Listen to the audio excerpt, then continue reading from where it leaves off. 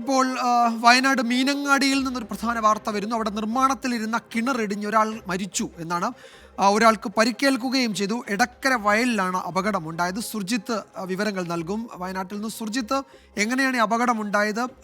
കൂടുതൽ ആളുകൾ ഇതിൽ കുടുങ്ങിയിട്ടുണ്ടോ? വിജയകുമാർ, ഇന്ന് വൈകിട്ട് 4:30 കൂടിയാണ് ഈ ഒരു അപകടം ഉണ്ടായത്. മീനങ്ങാടി കനാൽ റോഡ് എടക്കര വയലിലാണ് നിർമ്മാണത്തിനിടെ കിണർ ഇടിഞ്ഞത്. സംഭവത്തിൽ 3 പേരാണ് ഉണ്ടായിരുന്നത്. അതിൽ ഒരാൾ രക്ഷപ്പെട്ടു, ഒരാൾക്ക് പരിക്കേറ്റു, ഒരാൾ മരിച്ചു എന്നുള്ള വിവരമാണ് ലഭ്യമാവുന്നത്. പുൽപ്പള്ളി സ്വദേശിയാണ് എന്നുള്ളതാണ് വിവരം. കൈനാട്ടി ആശുപത്രിയിലേക്ക്, ജനറൽ ആശുപത്രിയിലേക്ക് മാറ്റിയിട്ടുണ്ട്. മണ്ണ് സംരക്ഷണ വകുപ്പ് കൃഷി ആവശ്യത്തിനായി കുഴിച്ചു നൽകുന്ന കിണറാണ് ഇടിഞ്ഞത് എന്നാണ് നാട്ടുകാർ പറയുന്നത്. ഇന്ന് രാവിലെയാണ് JCB ഉപയോഗിച്ച് കിണറിന്റെ നിർമ്മാണം തുടങ്ങിയത്. ഇതിനിടയിലാണ് ഇത്തരത്തിലൊരു അപകടം ഉണ്ടായിരിക്കുന്നത്. നാളെ റിങ് ഇറക്കാനുള്ള പരിപാടിയായിരുന്നു. ഇതിനിടയിലാണ് ഈ അപകടം. മുമ്പ് തന്നെ നാട്ടുകാർ വയനാട് മീനങ്ങാടിയിൽ നിന്നാണ് ദാരുണ സംഭവത്തിന്റെ വിവരങ്ങൾ വരുന്നത്. കിണർ നിർമ്മാണ